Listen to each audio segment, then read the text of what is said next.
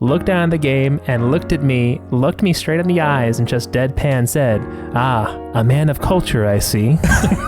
Yes. Which was shocking to hear in the real world.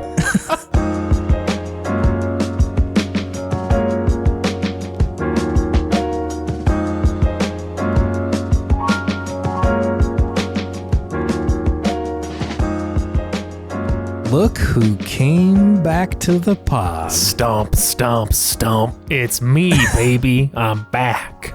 Did I keep you waiting? Yeah, that's appropriate to start it with a Metal Gear Solid thing. I think it is correct for this podcast, for our general vibe. Yeah. This podcast, of course, being Video Game Podtimism, the Optimist video game variety show where two best friends talk about the wonderful world of gaming. And my name is Chase. And my name is David, and I am back from Mexico. Welcome back from Mexico. Thank you. Yeah, how was your vacay? It was great. Beautiful place, beautiful country, great food, delightful. Yeah. Oh my God. Fantastic. Delicious tequila. Everything was great. Yeah. You've got a pep in your gamer step.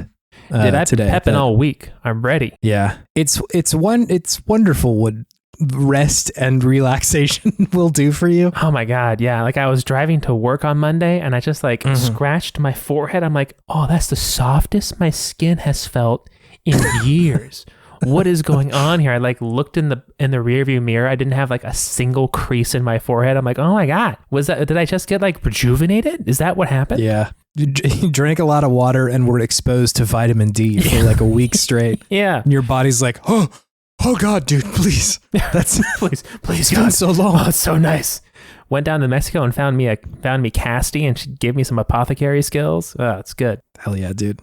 That's a little Octopath Traveler 2 reference. That's a little preview for the good game section. Yeah. Hey, also just a quick reintroduction we do sometimes for those of you who might be new to the show, which I saw that there's a handful of folks joining us for the first time recently after Into the Aether's kind mention of our pod. Thank you so much. On their show. It's very, very nice to hear. Thank you. Touched. We are a podcast that talks about video games in you might have guessed, an optimistic way. I think a lot of the point of the pod is just to find the fun in mid and okay games because there's something cool in every video game. Yeah. This is it's certainly not to keep out the bad thoughts because there are certainly bad things about games, but we're not here to complain about game length or how much it costs because usually the games we're playing, it's 20 years old, except for today, but it's an exception to the rule. Yeah. So yeah, it's intended to be a salve to the video game culture, which can be so exclusive and such a bummer a lot of the time. Too gatekeepy. Yeah, video games are so sick, and we shouldn't try and keep people away from that by being bummers all the time. Right? They're really cool. Yeah. It's not just the cream of the crop that deserves recognition and enjoyment. No, man. Onimusha was good. That's a good video game, despite being 3 hours long and some goofy stuff about it, But it's good. Felt good to swing that sword. Always feels nice to swing a sword. It does. Anyway, welcome to anybody who's new. And for those of you who've been sticking around, what's up, podheads? Hey, how's it going? Welcome back, I guess. We know you. We know you now. Yeah, we've seen you around. Man, it feels like it's been a long time because you were on vacay last week. I was. I'm so interested to hear what your gaming habits have been in the past couple of weeks, David. Honestly, it's been pretty much just the game we're talking about in Good Games today. Since I have been traveling and it's on the Switch. It's Octopath Traveler 2, a little spoiler-oo for later on. So I've just been pouring hours into that, much more than I thought I would be on a beautiful vacation. But the game was just quite good. Spoilers again for the good game section. Shocking. Yeah, so I'll save everything I'm going to say about that game for then. But the first game I played when I got back was Baldur's Gate 3. Of course. I had to get back into it. Had to go start killing some ballist cultists. I don't need that in my life. This game is just killing cultists, really, is what it comes down to. It's a lot of them, yeah. Yeah, it's just a bunch of cults coming together and just trying to kind of ruin your day and your life and kind of the world and the universe, maybe also in the process. Yeah. So it feels good to be a cleansing blade. But I guess there's some people who probably are not playing that way too. Maybe who are trying to rush along with the cultists, but that's a valid play style too, I guess, but not the way I'm doing it. Sure. Did you enjoy Cleansing Blade? Cleansing Blade felt good. It felt good to hear. It felt like more prose than I was expecting in that moment. So it's just nice. It kind of caught me off guard. It's a little bit of the Mexico coming out of me right now. Oh, yeah, sure. It's the vacation. Your idle mind is just creating art. Exactly. I have a lot more just available RAM in my head right now. Yeah. Just cleared out a bunch of the junk that was in there. Feels not good. A lot of you defragged on the beach for a week. Not a lot of anxieties or thoughts about traffic. And came back into a short week for Thanksgiving. Oh my God. Yeah. We're recording this on Tuesday of American Thanksgiving week, and it just feels so good. This is so off topic, but God, I love this week where listen, and my employer, like Beach Hill, it's really slow at work. Everybody's kind of just like, we're all staring at the calendar being like, almost there. It's almost time. We also have this like kind of tradition, and I do, of going to Big Mario's Pizza, essentially the Friday of whatever holiday we're about to go into. So like Wednesday being the first day of the vacation, that's our day to go there. So awesome. God, I'm so excited to go like sit and watch a VHS tape and eat some pizza and Big Mario's Pizza. Do they have a turkey pizza called the Gobbler? I don't know if they have a specifically called the Gobbler, but they do have like a stuffing pizza. Ooh, that is like stuffing pizza curveball. Very good. No, it's very good. You said it and it immediately was like, okay, no, that's the play. A stuffing pizza. Yeah. That sounds delicious. Yeah. It's like not overwhelming. You would think that like if you really got to hit that ratio right, like if you put too much stuffing, it's going to be like sloppy and you're not going to be able to deal with it. But they just put the right amount to still be able to fold the pizza. Love it. Did you ever go to John's Incredible Pizza Company as a kid? Yes. I went there as an adult. Love More it. than I went there as a kid. I just love that they would just make whatever pizza you would request. It could be the most rank thing. I saw like banana and onions more times than I thought I would have, or really that I thought I should have in my life witnessed such an abomination. I don't know if I'm willing to walk down that pizza road, to be honest. I was always curious, but smarter minds prevailed whenever I was tempted by the banana onion pizza. Yeah. No, I never requested a pizza. I didn't even know that was an option, to be honest. Maybe it was just like this one in, where was it? Fresno or Clovis, California. I would go there with my cousins. The one that I went to was in Folsom. Yeah, maybe the Clovis. Maybe the Clovis John's Incredible Pizza just had like that guy. They had Mr. John. They had Mr. John in the back. Give me something. I just want to feel something. Give me a freak ingredient list. Give me a nastiest ingredient. I'll make a pizza out of it. What are your darkest desires? I'll pizza fill them. Come on. What's the darkest pizza you could make? Honestly, banana onion is up there. That's a tough one. It's brutal. It was brutal. Because just like my heart's open. Let me think about this. Ham and pineapple is good on a pizza to me. Don't it's a 20-year-old debate. We can put down the fact that pineapple pizza is good. Let's just salty relax, and sweet everybody. is good. Everyone. It's good. It's good. Just let's relax. It's fine. Let's go. Yeah. Let's move on. Next argument. And so like, if I'm imagining banana on a pizza, which like, let's just put texture over here for a second. It's going to be a bummer of a texture. But like flavor wise, I just don't think onion is the combo. Like you need something extremely salty to balance out the extremely sweet banana. So what'd you do? Maybe like banana with like a peanut butter sauce? It's not a bad idea. If you're dead set on marinara, then some kind of salty meat, which is like, that's commonplace, That's just like Mama used to make them, a pepperoni. Did your mom make a pepperoni pizza? No, but proverbial Mama used to make them. You had the Lunchables pepperoni pizza pack, I bet. Yeah, I don't know if that one is pizza or not. It's a flatbread. It's a sad flatbread. Wow, we are far away from Baldur's Gate, huh? Sure are. Yeah, we went down the pizza hole. Yeah, it's tough. It comes for us all. Anyways, that's what I've been playing this week, Chase. What have you been playing? Yeah, I've put an unconscionable amount of time into Octopath Traveler, which I will also save. But the only other thing that I wanted to bring up here is that I've also been playing another RPG called Super Mario RPG. Ooh. The remake that came out recently. Hell yeah. Love it. Did you ever play this when you were younger? Or like at any point afterwards? I did not. I wasn't a big RPG kid when I was younger. Yeah. Yeah. I definitely played Mario games, but this one I was like, pass. Sure. I'm very interested though as an adult. Yeah, you should check it out. It's good. I don't know why I played it. I was also not a big RPG guy when I was younger, but I think just the Mario of it got me in the door enough for me to be like, I can probably figure this out enough.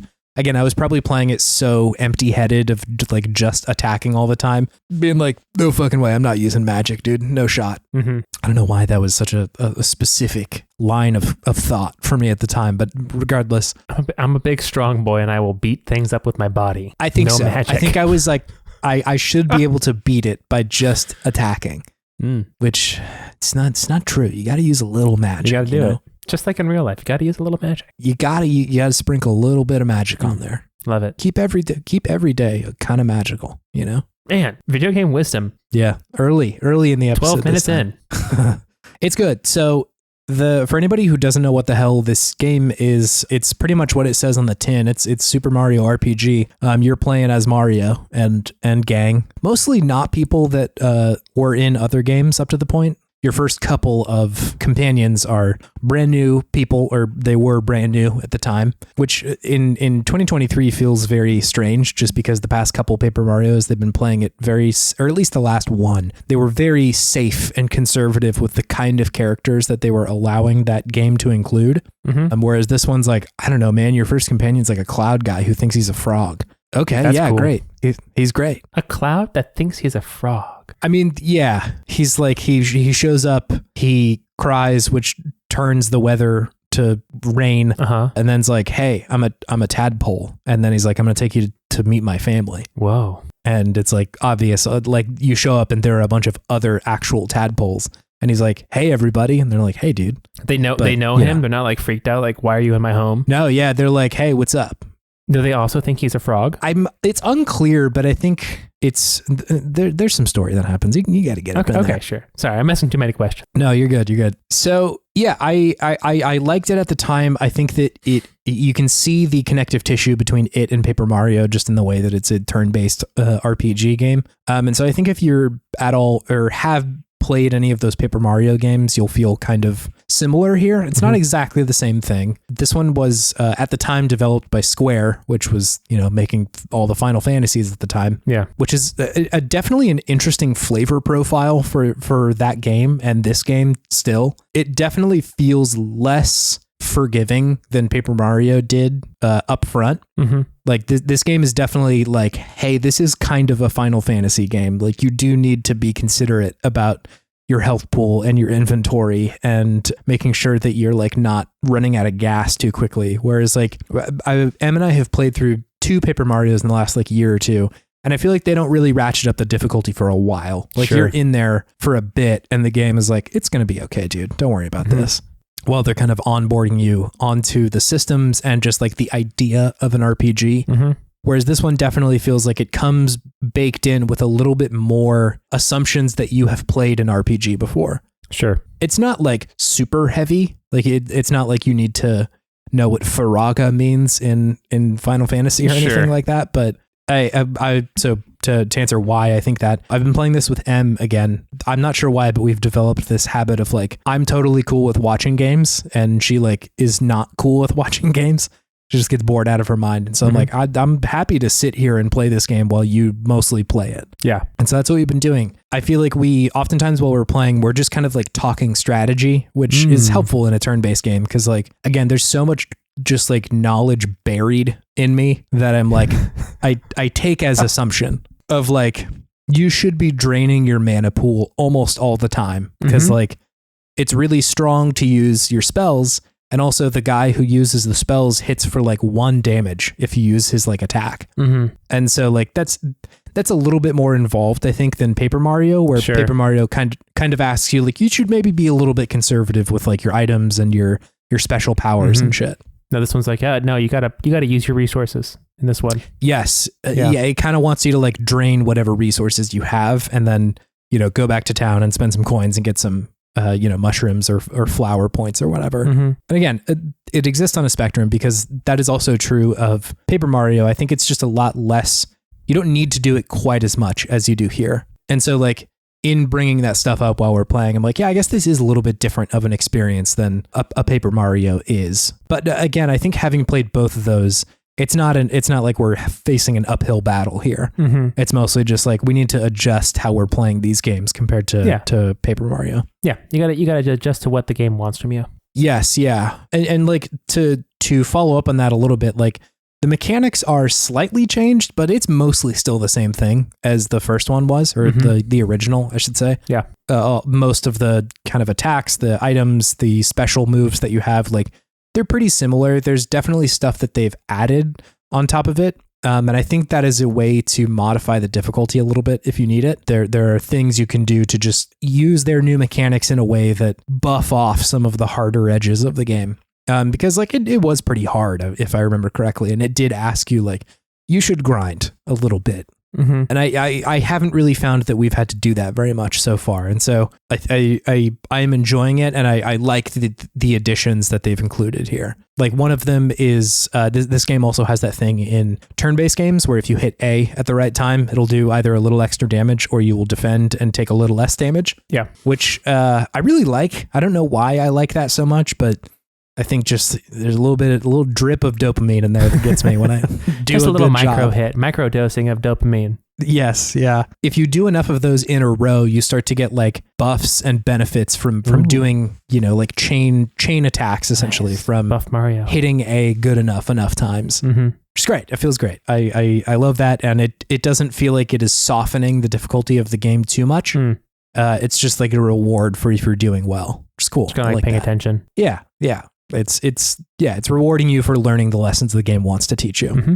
They've updated the visual style of the game for sure. Like the first one, it's very strange. You don't have pre-rendered Mario characters, but some of the backgrounds look a little pre-rendered, or like they look like a kind of mid-90s Final Fantasy game, right? And I found that visual style really unique at the time. I don't see a lot of other stuff that looked like it. It's like, it's bordering on like claymation almost. Yeah. And they've mostly turned the like textures and stuff into just like regular 3D models, which makes sense. And I think they've retained enough of just like the visual style of like everything's a little bit shorter. All the characters are just like a little bit wider. I don't know why that's the case. Yeah, like Mario's kind of squat in this one. Ooh, wide Mario. Wide Mario, yeah. This is also the game that Big Yoshi came from, which is very exciting. Sure. Okay. Haven't run into Big Yoshi yet, but we're getting there. And so like I think that there is something lost from the translation between those two, but I also don't think you get the highs of how like gorgeous this game can look if you don't do a little bit of like tinkering with how it looks. Sure. Like there are sections that are like running shockingly and just like 60 frames a second, buttery smooth, amazing shit happening on screen where I'm like, damn, this is impressive. This looks really, really good, which is cool. It's not all the time, but they deploy it frequently enough that it's always exciting whenever that happens. So you're saying you have to go like into the settings of the game to make it look really good? Tinker around a bit? No, I was more speaking generally of just like if you were making a remake of that game, sure. To make it look so buttery smooth, you do have to change a little bit of how the game looked originally, right? Sure. And I think it still retains some of the flair of the first one. Like this doesn't look like a Paper Mario game or really any other Mario game, and so that's fun. That's cool. But I'd also be like lying if I said this looks exactly like the first one. But I think the changes that they've done are good, just different, right? Mm-hmm. It's also very funny. This game is very funny. The toads are a little bit meaner to you in this one, which I really like. You can also be a little bit spicier as Mario. Oh. Like every now and then they'll just give you like a text prompt or a yes or no essentially decision. And like oftentimes it doesn't make a real big difference. But you can be a little spicy with these people. It's pretty fun. You can like tell them off a bit or just make fun of them or what? One of the first ones you run into is that there's a toad upstairs in somebody's house jumping on a bed. And he's like, dude, I want to be just like you when I grow up. I'm going to jump so good. And he's like, do you think I can ever be as good as you, Mario? And like one of them is, yeah. And the other one's like, I don't know, kid. Like, I don't think so. And if you say, I don't think so, he's like, dang it. But if you say yes, he like jumps on the bed faster, which is also very funny. I guess I'll never jump again. Yeah. So it's a lot of stuff like that. There's a running bit in the game of like, you'll be in the middle of dialogue and everybody will be like, hey, like something to the effect of, hey, that's not Mario, or like Mario wouldn't be here. He's doing something else. And then you just press B to jump and everybody's like, oh my God, it's Mario. Like they suddenly revealed that you are indeed the one guy who can jump. The chosen jumper. Yes, exactly. It's very funny. The bit never really gets old. I will say the variety of the levels feels very good still, that every one of the locations that you go to are very distinct from one another. So it really helps it remain fresh and exciting whenever you roll up to, you know, the forest maze or something. Mm-hmm. Speaking of which, God, the music in this game, dude. Ooh, good music. Whew, amazing stuff. It's mostly the same or is that the right word? The same arrangement of the music from the first one, but they redid it all with like live instrumentation. Mm-hmm. And so it sounds so good for a lot of it, because like I of course some of this is nostalgia of just like I've heard these songs a lot, but I think a lot of them are very good video game music. Mm-hmm. Just like clever, interesting turns of musical phrase in the songs that they have. And so like, I don't know, it's very, very enjoyable to listen to the music in here. And you also have the option of swapping back to the original soundtrack if you want to. Oh, I love that. It's really, really great. It's kind of similar idea to when the like Master Chief collection came out way back when, and you could just immediately flip between what the original graphics looked like. I love it. It's really good. It's a similar thing, and I think it's helpful, because that music slaps to begin with, and so I like hearing how it sounded originally, but it's also a nice reminder of like, look at how much we have done to this game. Mm-hmm. Look at how much effort we have put into it to make it like totally redone and still maintain the same like fun stuff that's going on in these songs that were in there originally. It's good. It's fun. Love it. I love a good soundtrack. My God. Yeah. Oh man. It's good. It's fun. I like that. I think we'll have more to talk about that later. Just going to say, shuts up Articio. Oh, what a man. Anyway, David. Yes. This will bring me to my Podtimistic thing of the week. Ooh, love it. What is it? A good soundtrack, David. Oh, did I spoil it a little bit for you? No, it was a good segue. Okay. I got you. Yeah. I got your back, baby. It's a good soundtrack, man. It really adds to the video game. Absolutely. I feel like sometimes I will notice in games, and this has happened, I guess, like in the more recent years, of like, wow, a different soundtrack may have really changed how this game played or felt or anything like that. Mm-hmm. And like, not that it's an overlooked part of the game, but I think it's easy to not see it if you're not like paying attention or not like trying to hear why something is the way that it is. Good music is sometimes invisible, I feel like, or a good soundtrack is sometimes invisible, where it's just adding to the vibe of the game. Yeah. You're so focused on the moment that you kind of lose track of any individual part of the game. And so it's like, you know, you don't see just how much of a jam the song is in the background. But yeah, I mean, there's like about 1 million video game soundtracks that are just like absolute bops. So I agree. Tough to list them all here, but got some good ones out there, man. Yeah. Cause I mean, you think about, take for instance, like Nier, Automata, or Replicant.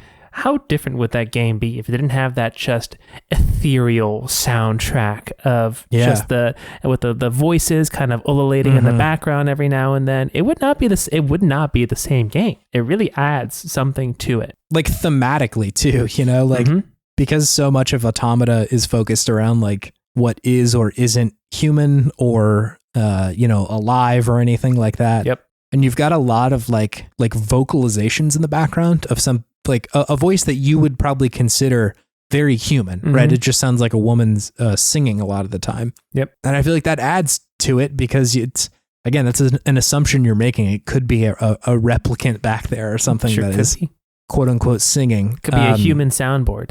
Yeah. No, it's good, man. It's good soundtracks. Love it. Do you have something fueling your sense of optimism, David? I do. What is it? It is the recent update to Half-Life that Valve pushed, the original Half-Life. I saw that this happened. What is it? It's just like a bunch of random bug fixes. It's nothing spectacular, it seems, but it's been it was for the 25-year anniversary, I think so. It's just like, hey, here's a random patch fix for the game. Here you go. I just love that. And it's just, I mean, of course they're doing it because it's 25-year anniversary and whatnot, but that they're having people take time out of their day to fix random pieces of code in a game that is so old but still so beloved and so played really just tickled me in the right way. I just loved it. I think it's just a sign of goodwill from a very prolific and powerful company that did not need to do this, but it's just like, hey, let's do something nice, just so that like we're thinking about people and that we still care about this game. That really is the reason why we are existing as a company today. True. Yeah. You wouldn't have Valve in the same way unless you had a Half-Life. Absolutely. Yeah. I'm more surprised that they still have that code base just like laying around, Right? They still have it here. Like I doubt that they would just throw it in the bin, but like it's a pretty old game. So I'm shocked that they're like, yeah, we can just go in there and edit it. No problem. We can update a couple of numbers here and there. Right. Just do it. Feels good. Anyway, we should move on to our main thing because I feel like I have a lot of feelings about this game. I sort of suspect you do too. Yes, I'm ready. All right, cool. Let's do it.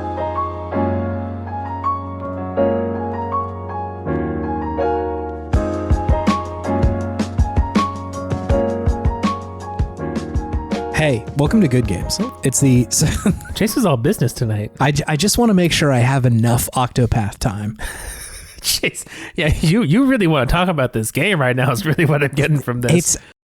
So it is so rare for me to only play one game over the course of like a week or two. Dang, you've only been playing this because you've just been watching Emily Alice play Mario RPG, right? Yes. Yeah, exactly. Dang. It's nuts. It's very rare for me to do that. And so, like I said, as a result, I've put an unconscionable amount of time into Octopath Traveler 2.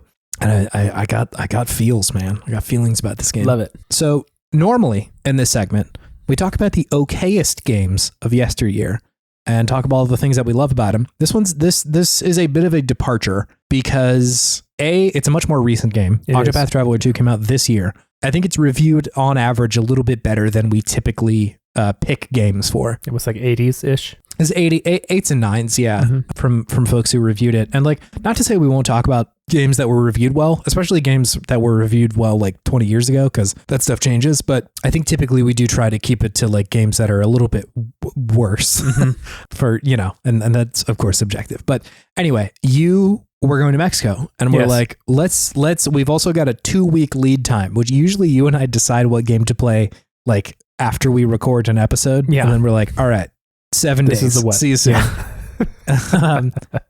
But this one we're like, all right, you got 2 weeks. You're going on vacation. We should pick one that we can sink some time into. And the one we opted for was Octopath Traveler 2. The one we octoed for. Yeah, this is our opt-in.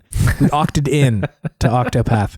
We also got a voice memo from listener Jared who had, I think he had found that you could submit voice suggestions through Spotify. Whoa. No one's done that, to be clear. So like, I don't know if that's actually true, but A+ for Jared. In the Discord, he dropped this message. Play Octopath Traveler 2. It's a good video game. Thanks. And that was the start of us starting to play this video game. Anyway, before we get too far, let me hit you with a few hot stats about Octopath Traveler 2, David. Please. Cool. Hot stats. So this game came out February 24th of this year, 2023, for Switch, PlayStation, and Windows. This is, of course, a sequel to Octopath Traveler 1. There was also, I think, a mobile game that came out that was in between those two Octopath games. Much less talked about, that one. I had no idea. Yeah, no, me neither. So it was made by this game and a handful of others were co-developed with Square Enix's Creative Business Unit 2. Really rolls off the tongue. That's a terrible name. I know. You see this kind of naming convention, I feel like, out of some of the studios in Japan where it's like the most like logistical name for a studio. Like there's no actual naming. It's just like a number of here's the place that makes the video game. It's almost oxymoronic. Creative Business Unit.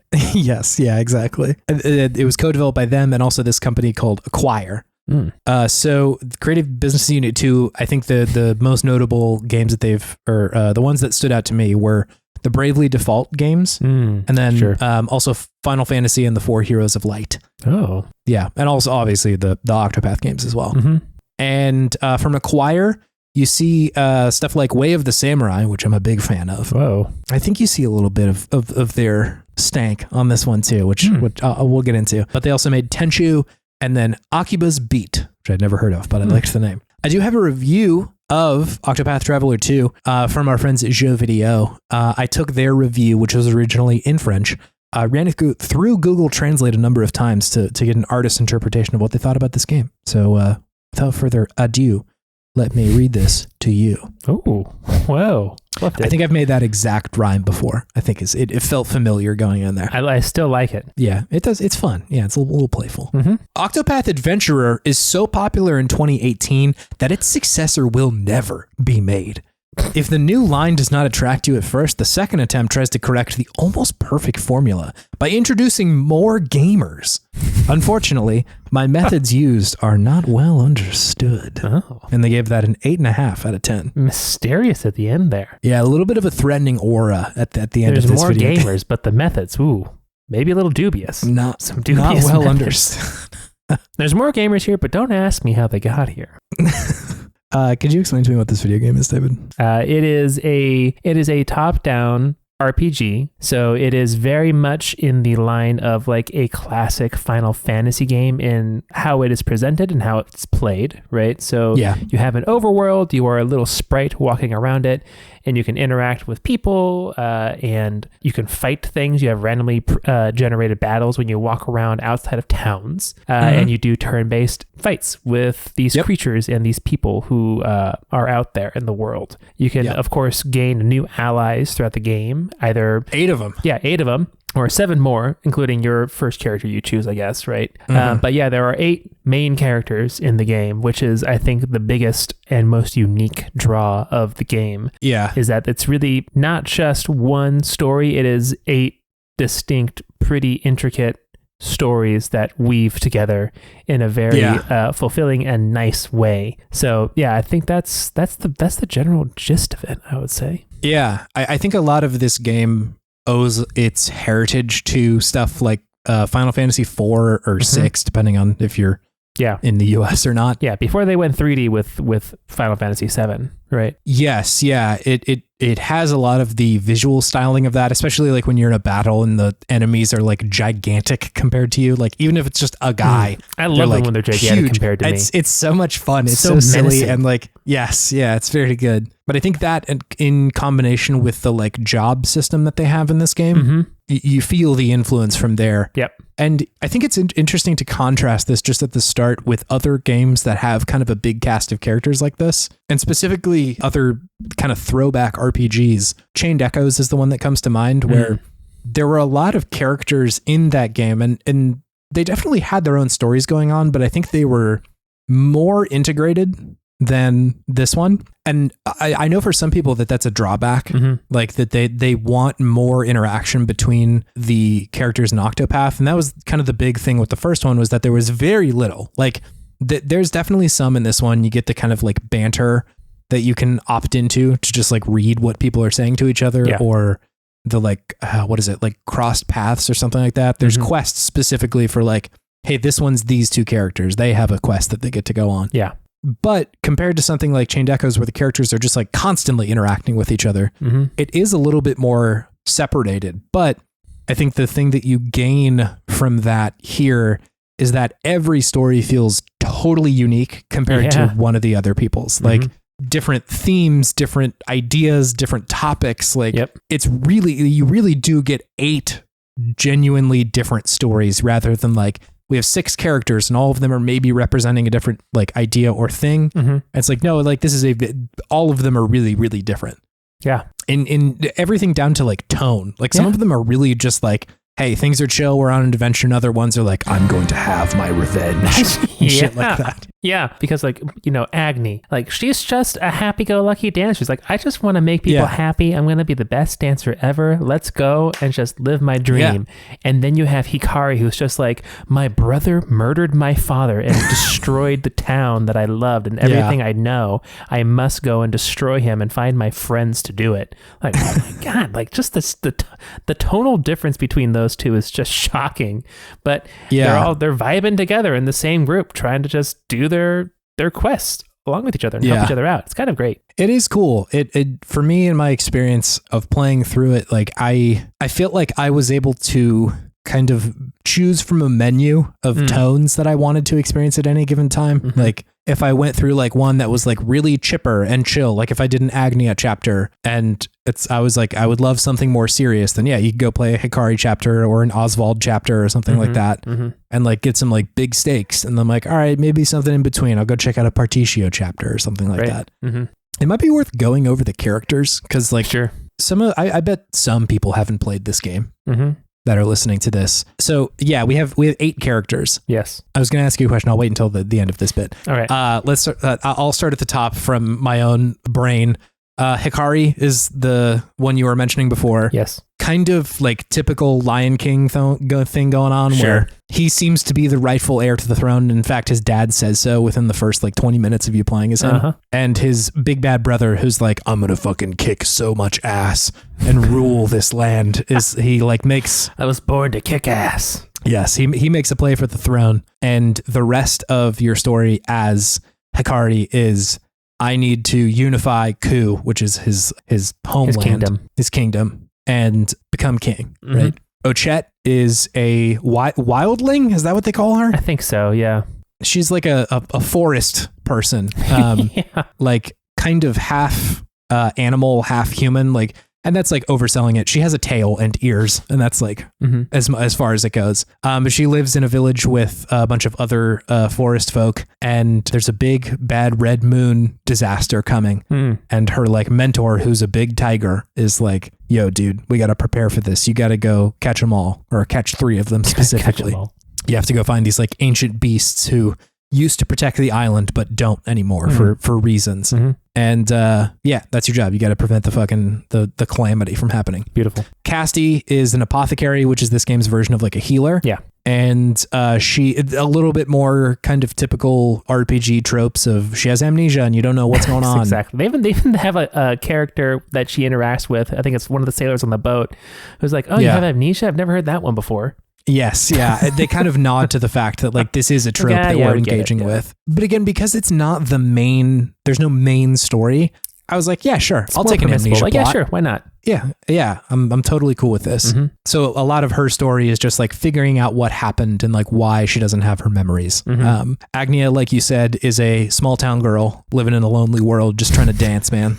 Her mom is a dancer. She's a good dancer. Yeah. She just wants to vibe and like make people happy. She just wants to make people happy. It's a beautiful thing.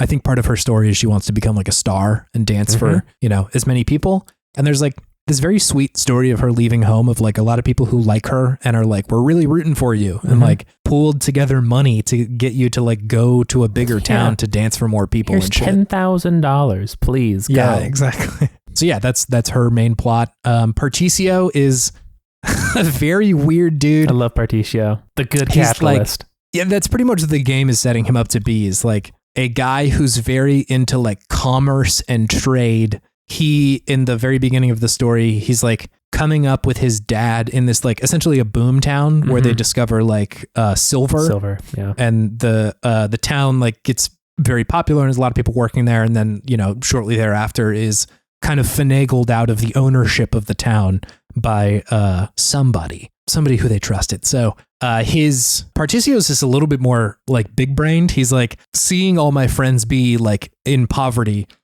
I'm gonna go solve the world's problems. He says, I'm gonna go destroy that demon called poverty. Yes. Love it. It's so wild. And like there's a lot of things I feel like I can point to of like I can see what the game developers are trying to say. And I'm like, I don't think I really agree with that, but I like Particio. He's a chill guy. So yeah, he's fun. He has, God, the fucking theme song that he has. I'll needle drop it at some point in here, but really good stuff. Yeah. Oswald is a magic man who's been wrongfully imprisoned for the murder of his wife and child. Like a much darker tone to this one. But he's also a very like silly character. Not in universe. They don't treat him like a silly guy at any point, but just like he's always monologuing, and like his main adversary's name is Harvey, which is very funny, and like I can't ever hear that and take it seriously. Steve Harvey? It's Steve Harvey. He's coming after the big Family Feud. Let's see who else. Throne is a thief / kind of hired killer. She has grown up in essentially a group of other thieves and hired killers, and there's this kind of like hierarchy that exists within this organization, and she wants to be free of it, and she seems to think the only way to do that is to kill what they call mother and father in this group of people, which is, you know, the kind of matriarch and patriarch of this like group of assassins and thieves. Yeah. So that's her vibe. And finally, Temenos, who is such a strange character. I was like, I had a great time hanging out with him, but I was just like, I could kind of never see where it was going in a good way. Sure. But he's this like kind of like churchman priest dude. Churchman priest dude. And there's like a murder that happens in his like group of religious men. And he essentially, it turns into like Sherlock pretty quickly, where he's just like in his mind palace piecing together like the clues and the murders and everything that's happened. Love it. It's really fun. Like, I think the tone of it is exceptionally fun. Also, the like guy that he runs into there, Crick, is also very good. Their like relationship is very fun. So that's the 8. That's the 8 of them. Who'd you start with, David? I want to know. I started with Agni. Agni, wow, okay, nice. Why? What drew you to her? What drew me to her was I was on vacation and I wanted just a nice, simple, happy-go-lucky story, and that kind of sounded like what it was going to be when I was looking at all the different characters. I'm like, okay, they're giving me like they're running the gamut with stories here. They're giving me big stakes with like Oswald and Hikari. They're giving me someone very strange and different in Ochette, who was probably like my second one that I was interested in going with at the beginning. Yeah. And then also, of course, Casti, who's just the stereotypical trope of, I don't remember who I am. So she was probably like at the bottom of the list for me when I first started. Like, I kind of had a similar feeling, yeah. Like, I've been there, done that.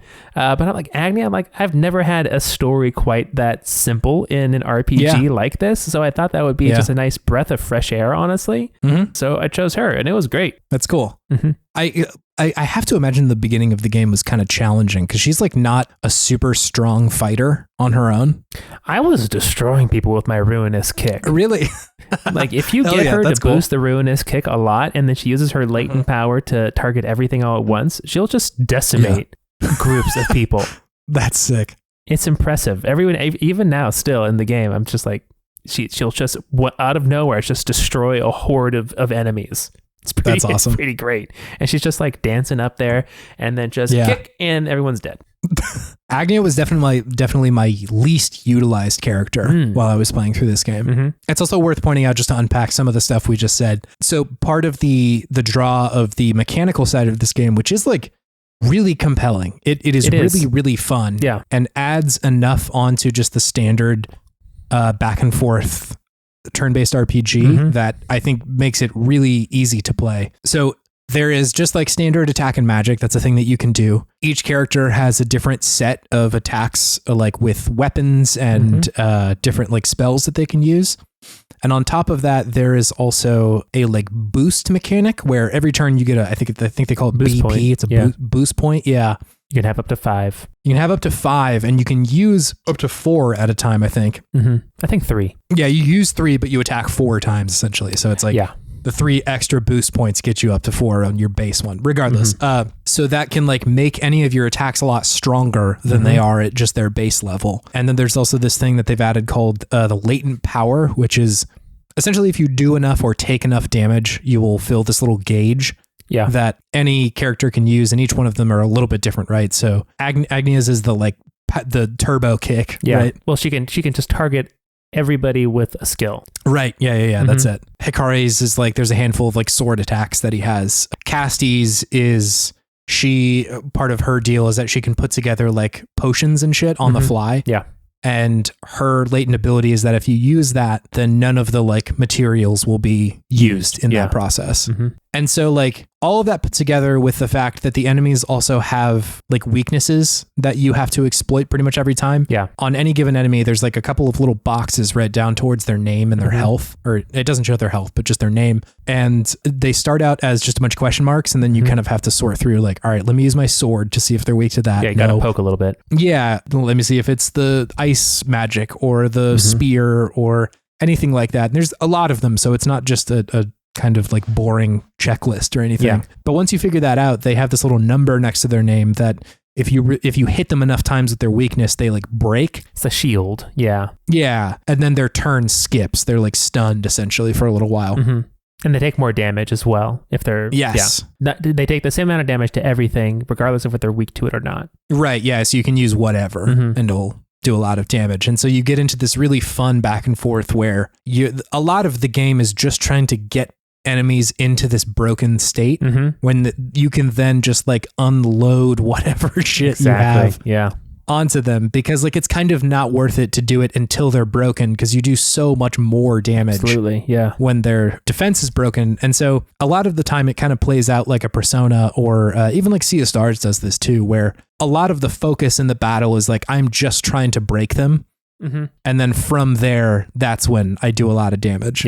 Similar to Persona, where like if you can find their exploits, that's kind of the win state for the fight.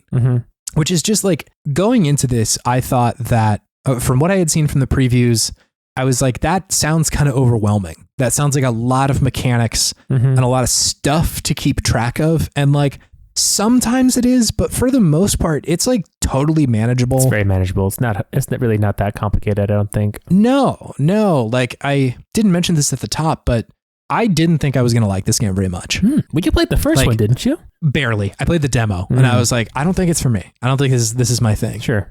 And I'll explain why in a second, but just like, I was like, I don't know if this is going to be my thing. Like, I think that a lot of when I go into RPGs, I will enjoy the first couple hours, like whenever they're setting the stakes. Yeah. But generally they lose me at some point. Same. And like, I think a lot of that is, at least from my experience, I really want the story to have like focus and like really be dead set on what they're doing, you know, which is a bummer, because like there are times when I enjoy in a Dragon Quest game when it's just like, hey, you're just hanging out in a port town right now, dude. Like that's the thing that you're doing. And so I think like allowing you to just like relax and like take a deep breath while you're playing these games mechanically is cool. But at some point after enough of those, I'm just like, I think I'm good at a certain point. And this one just it never got there. And that never happened. I've played like 40 hours of this game. Oh. I've beaten Hikari and Oswald's like story. Was Hikari the first one you chose? Yes, Hikari was my starter Pokemon. That sounds right for you. Yeah, I think like I wanted the stakes to be high in the beginning. Like I was like, I want to be pulled through by this game, and the kind of like quieter stories were like spice on top of the rest of it, where I could just be like, I actually don't know that I want to be that intense right now. Let's just like do Agnia's thing. And like all of her chapters are so sweet and cool, where like she's genuinely pretty good just like as a person. And so it's very fun to see like, how does she solve this situation? I think that the like second chapter that she's in Clockville or whatever. Oh, I forget. It's one of the more like modern looking cities. Yeah. The whole point is that she essentially like runs into this like big opera theater where there's like very famous dancer there. And she's like gobsmacked by how amazing she is, and runs into a guy outside who's like, hey, I have this like piano bar that I'm starting. Do you want to like come hang out and like, you know, just like have a drink or something like that? She's like, yeah, sure. Great. She goes there and she's like, hey, like, would anybody mind if I like danced and just like kind of did a performance here? And like the 4 people that are in there are like, that was fucking sick. That was the coolest shit I've ever seen. Love it. It's very good. Agnia. Yeah. Agni. And so like the arc of that like chapter is her like essentially just building up this bar and like getting more people to come in there and hang out and like be fans of it and be fans of her. And then kind of the fallout that happens from that as well, which is very sweet. It's very nice to play through. You know? That's what drew me to it. I'm like, I've never played a game where like this is an option for the story. Yeah, totally. Just low stakes, just having a good time, very wholesome experience. Yeah. Mm-hmm. We were texting each other. You had said that you were also kind of surprised by how much you were enjoying this one. Yeah. Was it kind of for the same reasons, or like what kept you moving through this? For me, I think it's a couple of reasons. I think it's the art style. I think it's just so gorgeous. We haven't even talked about it yet. It's so nice to look at, and just going around the world and just seeing what they have made and how they can just play with the depth and what they can make with this specific just, throwback kind of art style and just make it look gorgeous. Like these cities that they create, like Canal Brine, oh my goodness, it's such a gorgeous city to walk around in. Yeah. It's just really engaging visually. To like explain a little bit of that, essentially like the visual style of this game is this, like, I think they call it HD 2D or something like that, where there are all the character models look like they're from a Super Nintendo Final Fantasy game, like very kind of traditional pixel art for a lot of it. And a lot of the characters themselves are also pixel art. Yeah. The enemies are all like kind of pixely. Mm-hmm. But the game also has like gorgeous lighting. Yeah. And some of the tiles on the ground are like realistic reflective tiles. Yep. There's like tilt shift on the camera, so it looks like everything behind you is like very far away, and so it's kind of blurred in the background. The foreground looks very like close. The sense of depth is really nice. Yeah, it is. And so like I was also surprised that this art style worked so much for me. Because it is really gorgeous. They make it look so good. It's stunning, honestly, at some points. I'm like, wow, this is just the direction of the art is just fantastic. And, I think playing it on the Switch in handheld mode really made me appreciate the Switch a lot more than I already even had. Because they really just use every inch of the screen to just suck you in. It's impressive, really. Because it's not... because a lot of those old Final Fantasy games, it just feels so flat. Like, it's not necessarily a bad thing, but this one just feels alive. It like almost pops out of you like a pop-up book. It feels like sometimes, because they have so much height and depth to these things, and the colors are so vibrant, and the clouds are just moving so nice, and you see the shadows going across the ground. It just really draws you in. It's so impressive. It's really cool. It feels kind of like a diorama or something like that, where it feels 3D. Yeah, which is cool. It's very neat to see that art style iterated upon, and like this isn't the first game to do this like at all. The obviously Octopath 1, and you saw this a little bit with like Triangle Strategy Project or whatever that game was called. I think it's just Triangle Strategy. Yeah, and so it's not like this is the first time, but like, man, I was so enraptured with like so many of the locations, the like scenes that they played out. I don't know, it's just really surprising that they could do so much with so little. Yeah. Quote unquote. Like, there's obviously a lot going on here, but I think that you could look at a screenshot of this and be like, it's like pixel art, right? But it's different to see it in motion. It's really, really cool. Exactly. And I think this might be spoilers a little bit, but one scene that really stood out to me that goes with what you're talking about, how can you do so much with seemingly so little, was when you're in Hikari's story in his first chapter, when you're up on that bluff overlooking the city, and then you see the city start going on fire in the background. It's so far away and it's kind of blurred, but you see it change and you immediately know what is happening, even though it's not necessarily like you can see the flames going up, but it just does just enough and is evocative enough of what that would look like in reality that you just know, like, okay, city's on fire. They set the city on fire. Oh my God. Yeah. It's just that it just does so well. It does so much with what it does. It's impressive. It really is impressive. It's cool. I feel like you see this sentiment a little bit online. I may have heard this on Into the Aether too, of them saying like, please make Pokemon Red or something in this style. Like, it would just be so cool. Oh my gosh, yeah. Someone please. Because you're able to kind of like nod to the original art style while still doing so much more than you could ever do on a Super Nintendo or a Game Boy, Absolutely. There's just so much more you can add there. I would also like love Frog for Whom the Bell Tolls made in this art style. Who do we need to bully on X to make a Frog for Whom the Bell Tolls remake? Man, I know. I want so many more people to play that game. It's just so nice to play. It's so good. It's very good. And yeah, I think that this art style would really serve it. But it does honestly feel more of an iteration than like nostalgia bait or something like that for this game. You know, like it is more than kind of the initial blush you get from it. They're doing a lot with it. And like you were saying with the Hikari thing, they also return to scenes that or like places that you have been to often enough that like just the way that they frame something and going back to it, you can infer meaning from that, right? Absolutely. Of like, I don't think this is a huge surprise, but Hikari goes back to that bluff quite a few times in the story. And every time I'm just like, God, this game is so fucking good. Like, so good. The art direction and how they choose to frame stuff is really impressive. Yeah. And like what they choose to have motion in each frame as well. Yeah. Yeah. Just to make it feel alive. It's so good. It's very cool. You had said that the visuals of it were one thing. What else had kept you engaged? The other thing is that I think you touched on it a little bit. Each story feels so unique and interesting. Yeah. Like when I was choosing the characters in the beginning, like I was between Agni, Particio, and Ochette. Yeah. Yeah. And I was happy that Agni and Particio were so close to each other because I got their stories like pretty quickly. But then the next one I got to was Casti. And I'm just like, like, okay, let's do the amnesia story. Let's see what she's about. And I got really sucked into that one too. I was like, okay, all right. I'm in it. Yeah. It had the tone of like a trauma center RPG.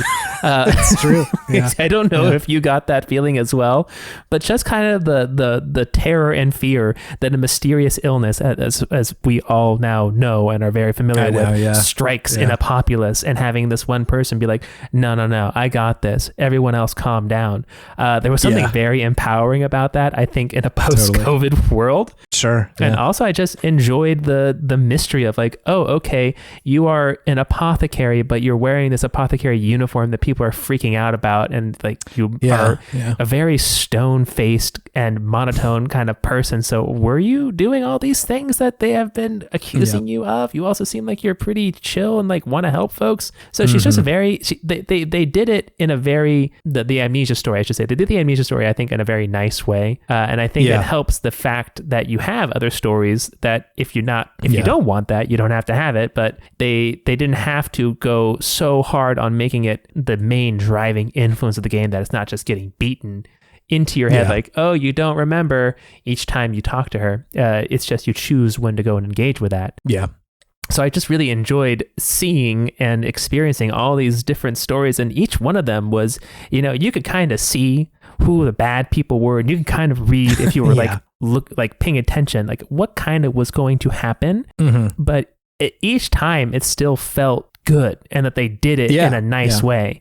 Like all the little backstabs that happen, you kind of see them coming, and they're foreshadowed just lightly each time, but they don't do it in a way that's ham-fisted or overly dramatic. Well, maybe sometimes overly dramatic, but that's kind of what you're here for too. Yeah. So I think it's just a bunch of small stories masterfully crafted and told, where each one feels just so interesting and unique and fun to experience. You get all these different flavors of JRPG story throughout the game. So that definitely kept me coming along. It was like, okay, I got to go through all the Western continent people, and then I got to go to the East and do all those ones. Definitely rocking with my Western continent All-Stars team right now. Yeah. I was going to ask what your party is at any given moment. Right now, it's just all Western continent folks. Like I said, Western continent All-Stars, which is Agni, Particio, Hikari, and Casti. It's a pretty solid crew. Sure. I had a kind of a similar one. So the person you choose is your first character. You can't swap them out of the party until you beat their story. And so like you're really like committed to one of them. I would have never swapped out Hikari regardless. Like dude just hits so hard. He does. He demolishes things. Yeah, the sheer amount of like punch that dude does is crazy. But for most of the game, I was rocking with Hikari, and Ochette were like never leaving my party ever. Ochette's great too. We haven't even mentioned her mechanic, but she essentially like catches some of the monsters if you are like in a battle with someone. And so many of them have these like incredibly useful abilities of like, all right, this guy shoots 2 arrows at everybody on the other team. Wow. Which can be so useful if you're trying to like break someone's guard, or like you have a hole in your team where it's like, I don't really have anybody who uses axes or whatever. You can usually go find somebody to do that for you. It's so satisfying whenever you roll into an area in the game where you have no right to be there at all. Like the enemies are so much stronger than you. Yeah. They give you a danger level in each area. Yeah, it's like a level cap essentially of like, you shouldn't be here until you're around this level. Mm-hmm. But if you manage to get in there and catch someone as Ochette, then you just have this like buff, nasty monster that's a part of your team that you can just go use to steamroll everybody else, which is so fun. Ochette. So the two of them, and then I had Oswald, my man of many hats, where I always needed him to be just like a caster to do spells, because like that's usually a hole in my team of like I need somebody to be able to do fire and lightning and dark and light and stuff. Ice damage. Oswald does those three, and then I can kind of find somebody to do light and dark, and then I just give him a bunch of jobs of like, okay, I need you to be the healer right now, so I'm gonna give you the apothecary job. Or I need you to be able to steal money, so I'm going to give you the merchant job. Oswald's whatever you want him to be, baby. That's kind of what I use him as, yeah. He's your TM machine in this game, it sounds like. Yes, no, genuinely. Which I should explain what job means. This is like an idea that some of the older Final Fantasies had, where you can kind of subclass any of your people, where they retain whatever like spells they come with automatically, but you can give them another class, right? So like I was saying, I gave Oswald the apothecary job, meaning Casty's class. And so he could learn healing spells. So if I didn't have a healer, he could like stand in as that person. And then that fourth spot just rotated through a bunch of people. I usually had Casty if I was like fighting people, but it was, whoever's quest is currently on the docket is there. Yeah. It's really helpful that this game has so much voice acting. The voice acting is pretty good. It's pretty good. Like, I wouldn't say that like it is earth shattering in the same way that you were saying that like none of these stories are really like, wow, I can't believe the directions and the twists and turns, because you kind of see it coming. Yeah.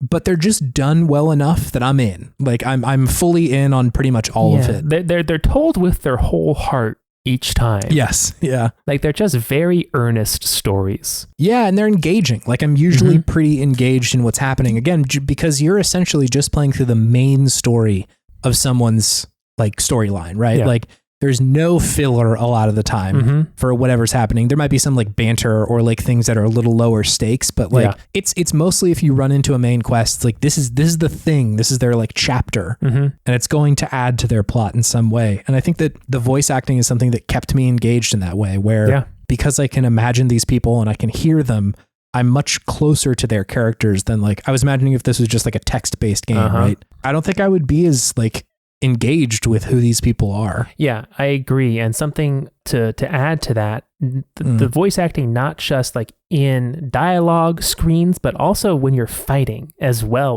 really sucked me in also, where, if one of your characters guard breaks an enemy, the next character in line will be like, oh, good job, Particio, or like, wow, that was amazing, Agni, you're awesome. It's just like, wow, they're just like encouraging and hyping each other up the whole time. And then also something I loved is that you can have I got an apothecary, the ability to make it an apothecary job for one of my characters. So I made Agni an apothecary as well as a dancer, just to see like what was going to happen. And then she learned Icicle, and then I already had Casty in my party, and she was using ice all the time, and she's just like a stone cold killer when she's out there. Like she is a healer, but she also like will destroy people with an axe and her magic. And when she casts Icicle, she's just like freeze or something like that, something very menacing. And then Agni casts it, and she goes, brrr, just like it's cold. Just like, that's this really is good. awesome. And it's just such a fun way to continue the characterization of all these folks, and I just loved it. It's great. It feels like they really hammered on the details in this one. Yeah, where like feels like everything is considered with like the characters specifically. The inverse of what you had said happens too, where like if somebody gets really hurt, then on one turn, the next person's turn they'll be like Oswald, like worried about them. It's just amazing. You're right that it goes a long way to make these people feel like they are friends or like a part of a group, despite not really having these like big character moments all the time with one another. From what I understand, the end of the game does pull them all together quite a bit. Cool. Which I'm looking forward to because I'm almost certainly going to beat this game. Yeah. But even still, they felt cohesive a lot of the time. Mm-hmm. I think it may just be that like part of my brain doesn't need them to be always talking to each other to feel like a party. Sure. But it's needed to be talking to make them feel like friends. Yeah, true. I was reading an interview with some of the like producers and directors of these games, and a little factoid that I thought was really cool is that they specifically called out that some things can kind of feel like cheating in the game, where like if you buff a character enough times and like just line everything up correctly, they can do just like an absurd amount of damage. Mm-hmm. Or if you have like a really good axe on somebody that shouldn't have it yet or something. Sure. That it can kind of feel like cheating, and that they intentionally did that. They're like, we want you to feel like you're kind of breaking the game sometimes.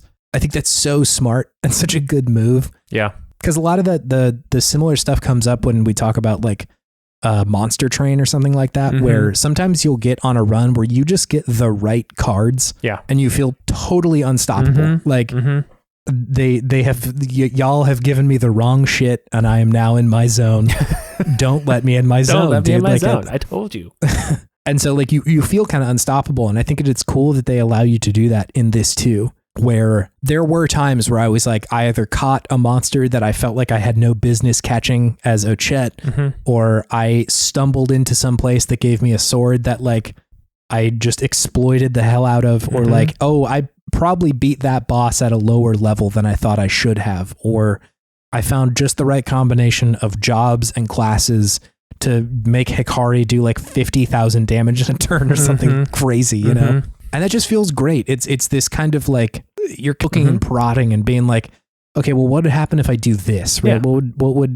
What happens if I turn this lever over that direction? It's fun to see how things combine and what you can do. Right? Because I do see why some game developers would go out of their way to not let that happen. But it's just fun to have a game that's just like, it's a game. Just have fun with it. Do something crazy and see what you can play around with, because it encourages experimentation, which I love. Yeah.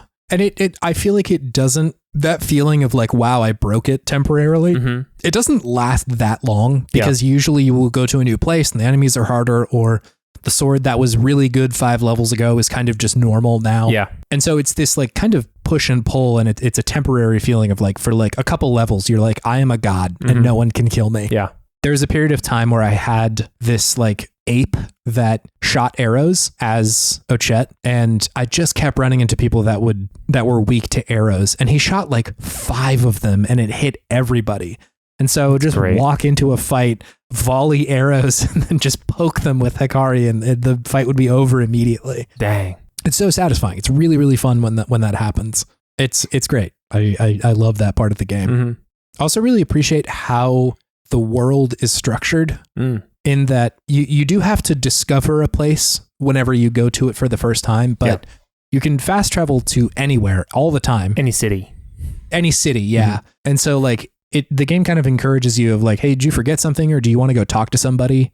Like you can just go there now. Like you don't have to like go travel or get on a boat or anything like that. Yeah. You don't need any chocobos. No, you don't have to run across the whole world, which is cool. And I think also really aids this idea where these cities start to become like familiar and like kind of comforting, to be like, oh, sweet, I get to go back there again. Yeah.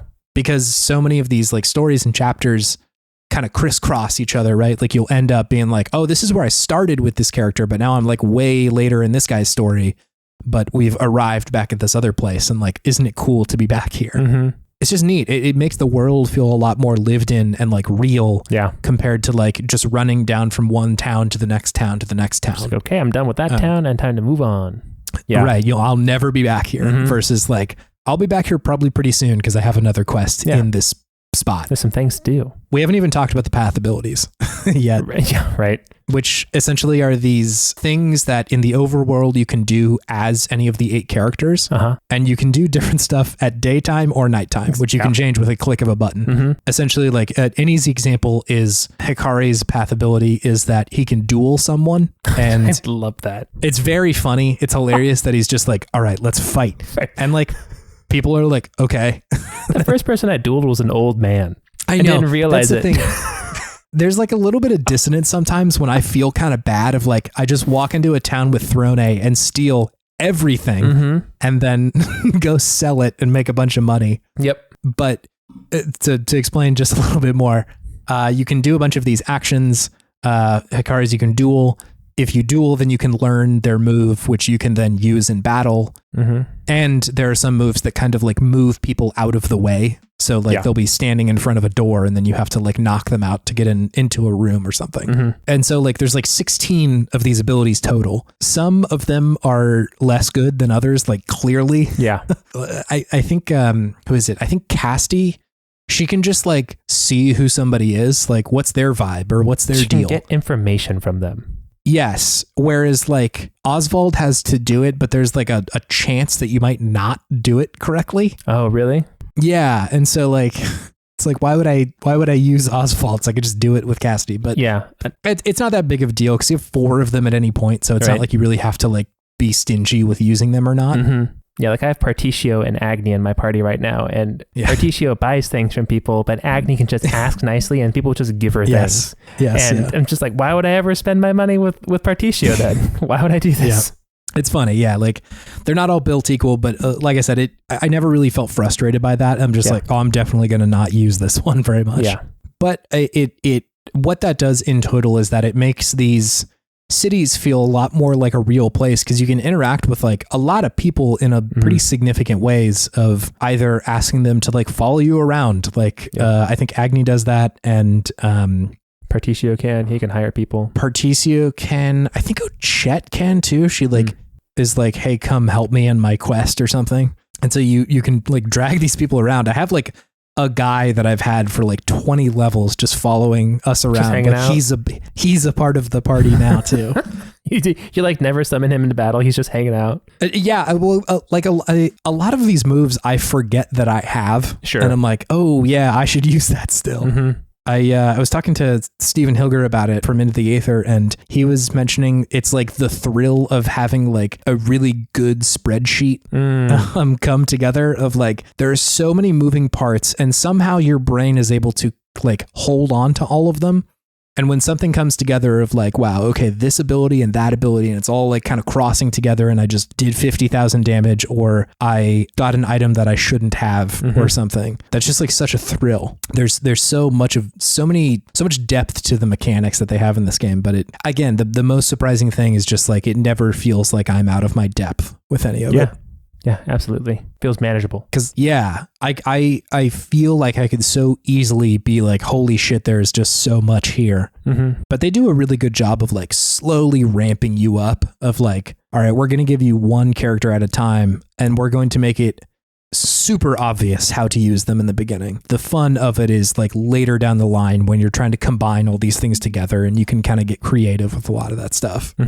It's good, man. Just to go back to the map a little bit, I just wanted to like hammer on the point that like this world feels much more connected than I feel like I do a lot of times in other RPGs. Just something about having to like go to them physically originally and like running through the wild and getting there by foot and not having like a stand-in sort of like visual metaphor of like going to the overworld and you're these tiny little guys running around on a big map or something like that. It's like you're literally traversing the forest to get there. Yeah. And returning to them over and over again. So for whatever reason, that just made me feel like, wow, this place is like real. And it feels like it is still going on without me when I'm not in town. Sure. Which again aids to this feeling of like, these are 8 independent stories that I'm just witnessing. I kept feeling like this game is it's the satisfaction of the promise of when you're in your car and you see somebody driving by and you get like very existential all of a sudden of like, they're living their own life. Exactly. Yeah. Yes. Like that's a whole person doing their own thing over there. And they have been their whole life. Yep. It's sort of the same feeling when I'm playing through this of like, there's so much shit going on with all these people. I can't believe this is all here in the same spot. The world's pretty big. It's big, man. Big world. It's cool. Can I just give a shout out to map markers in RPGs? Ooh, yeah. God, absolutely. Dude. I'd be so confused I don't have otherwise. to. Oh my God. Yeah. In this game, I would never finish it. If I just had to like go talk to every person in town to figure out what to do. No way. Yeah. It's just like, hey, right here is where you need to go. And I don't feel anything lost from that. There's nothing I feel like cheapened or like I'm like, oh, I don't, don't just tell me where to go. No, please tell me where to go. Yeah. It's fine. Yeah, absolutely. It's totally fine. Did you have any other things that were keeping you sort of like engaged with this game? The combat I thought was very good. Yeah. Kept me going. The music, so good. Each area has 2 different iterations of the same song for daytime and nighttime, which I loved. Yeah, and I think the music just overall was very, very well done. Very well done. Yeah. It doesn't always take up the like center stage, but when it really chooses to go hard, you're like, damn, that's a really fun song here. I really liked Aura Rush's song, Partisio's Town. Yes. It's very good. A lot of Partisio's music in general is very good. Yeah, absolutely. I'll use this opportunity to needle drop the like main theme song for Particio, which has this like kind of like electric guitar and saxophone going on. It's really strange, but it's very cool.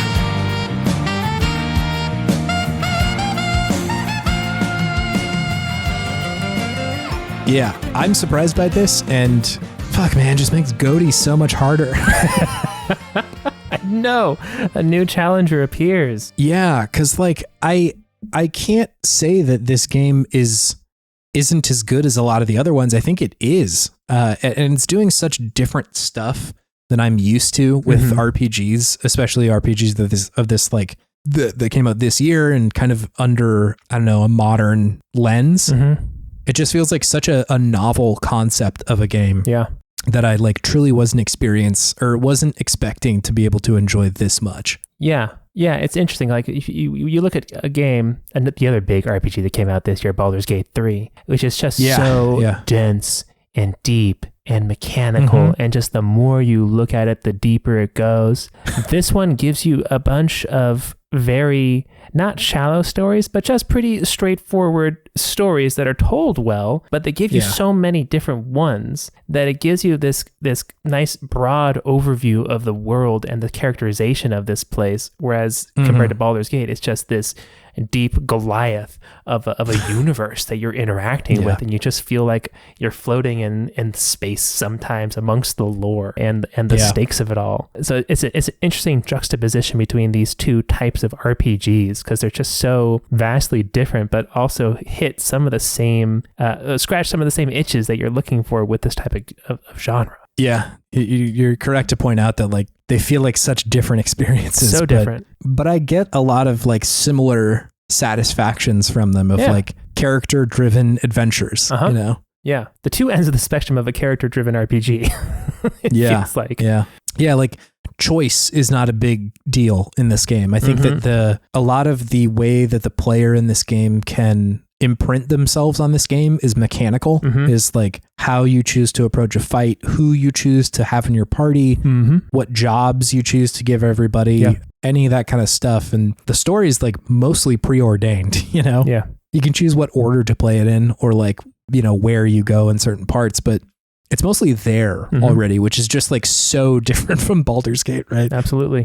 Baldur's Gate's almost entirely about like choice, despite the fact like those cutscenes and those voice actors like already recorded all those lines, but you're choosing which ones you want to engage with. It's interesting. It's bizarre that both of those occupy the same genre. Yeah. No, it's fascinating to be playing both of these games at the same time. Yeah, true. Because sometimes I need a break from Baldur's Gate, and Octopath just massages my brain in a different way. It's true. Yeah, I feel like it doesn't demand as much like super critical thinking. Absolutely. Like with Baldur's Gate, I'm looking at all the potential possibilities of the life and the world and the future, right? Of what could be. Yeah. Whereas Octopath, I'm just kind of along for the ride. It's much more liberating in that way of, you know, you don't have to think quite so much, but you can still enjoy a very pleasant and engaging story and game and combat. It just shouts out to this game for its pace. I feel like knows exactly how much story I want and how much fighting I want and how long the battles should last. Yeah. I never feel tired of fighting. I love that you can just turn 2 times speed on and it goes a little bit faster. I do like that. You can built-in overclock. Yeah, you can play this game faster if you want to. That I love. This is the only RPG that I've ever done this with, but I love that you can put the text on like auto advance. Yeah. And just kind of let it do its thing. I never do that just because like I find the pacing between lines is usually too long. Like it doesn't sound like 2 people talking to each other. And I can't say this one's like 100% natural, but it's fast enough that I'm staying with it. I'm engaged, and like I'll just put the controller down and kind of just like either stare off or stare at the screen and just kind of like have the story be told to me. Which isn't a thing I do for any other RPG, so it's cool that it's there. Yeah, the game just melts hours for me. Like an hour and a half will go by, and I'm like, I did a lot, but damn, that moved fast. Yeah, absolutely. It's great. So good. It's really good. Kills a plane ride very nicely. Oh yeah, I bet 4 hours will just go by pretty quick. Jared, thank you for suggesting this one. It was a good one. Yeah, Jared nailed it with this one. Yep. I will also say that we had mentioned that we're going to play this, and there was a lot of people in the Discord being like, "Oh shit, it's time!" People were stoked. Yeah, it's not like this game has a lack of love. Yes, absolutely. The vibe that I get is the people who are really into it are really into it, and I would count myself among those people now. But I like a lot of sort of the conversation I see online. I don't want this game to get swept away as just another game that came out in 2023. Like this is genuinely one of the better games of this year. Absolutely, shockingly. Absolutely. And just to touch on your part about saying that there's a lot of folks who really love this game. When I bought this game at GameStop, oh yeah, the person, the guy at the register when I came up to buy the game, looked down the game and looked me straight in the eyes and just deadpan said, "Ah, a man of culture, I see." Yes. Which was shocking to hear in the real world. I was like, "Oh, am I part of a club now?" I felt like I got initiated right then. You've got the gamer seal of approval, David. Apparently. Got to go back to that GameStop. I made a friend. Yeah. I think it's just like the people who play it recognize that this wasn't like the best selling game of the year, but that there's like a lot here. There's a lot to love in this game. Yeah. There's a lot to love in this game. And it's a good sleepy time game too, I think. Oh my God. Yeah. Perfect for like, just tell me a tale. Yeah. Spin me a story. Give me a best story, sir. It's good. Great. It's a good video game. Good time.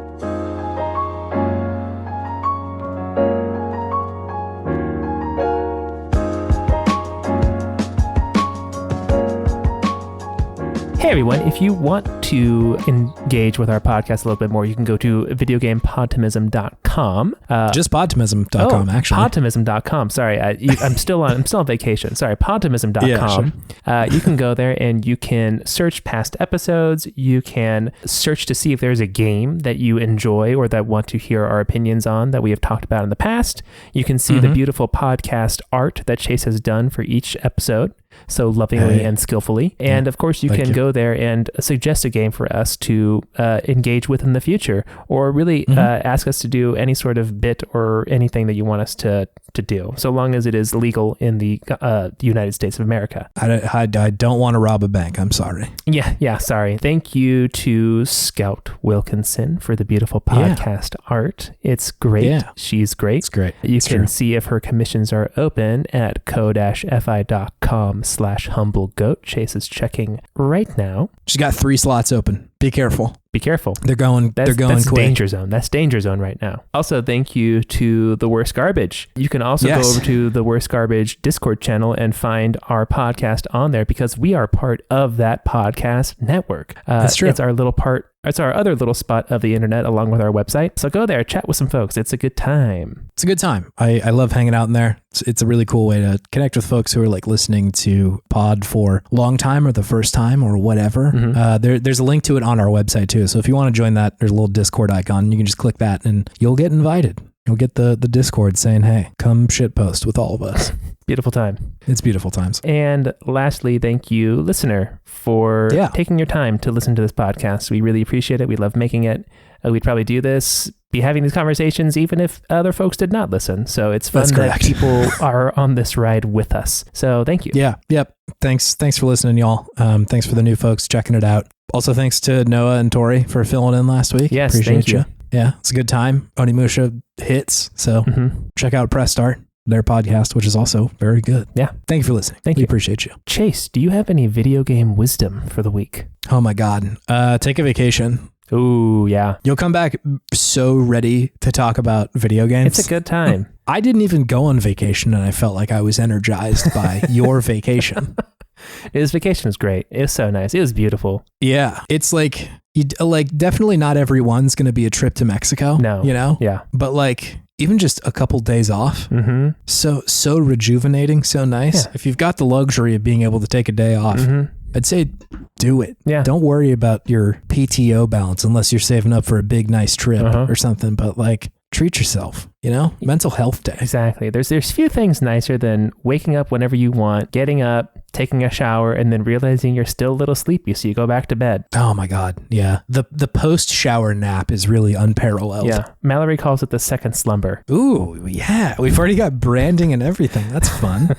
I'm lumbering to my second slumber. Found the name of the podcast. Thank you. You're welcome. Got it at the end. Doing that slumber lumber. Slumbering and lumbering. It's my favorite riff raff song. Oh no. I was thinking it's more like who's that sports commentator? Boomer Esiason, where he does all sorts of Boomer Esiason? I think that's his name. Is that a man's name? That is a man.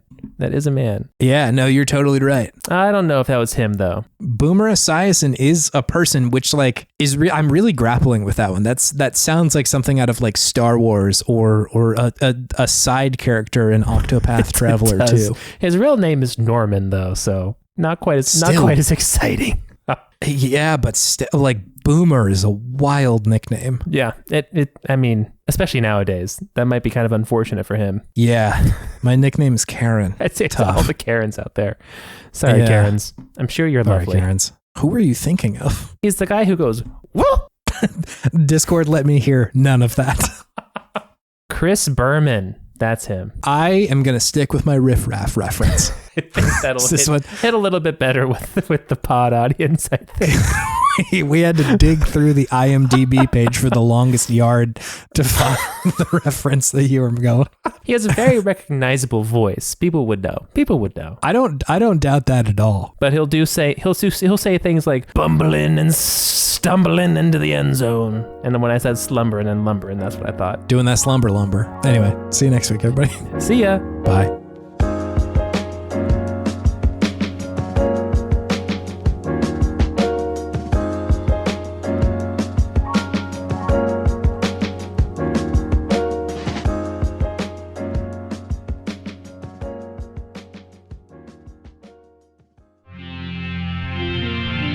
TWG, the worst garbage.